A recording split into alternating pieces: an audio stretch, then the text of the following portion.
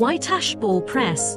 Compress the following materials for granulation or ball pressure, such as white ash powder, white ash ball lime, hydrated lime, etc. As long as there is a powder to burn the material need white ash ball press. White and grey ball press users worry about the problem is the ball formation rate and service life of the equipment. The pelletizing rate is the concern of customers in operation, because the good pelletizing rate directly determines the working efficiency and value of equipment.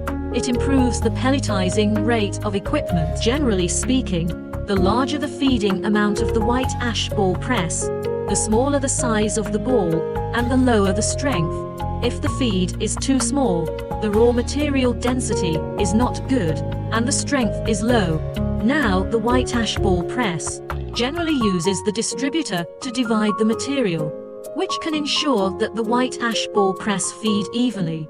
The feeding amount is appropriate, and the pelleting rate of the white ash ball press can be better ensured.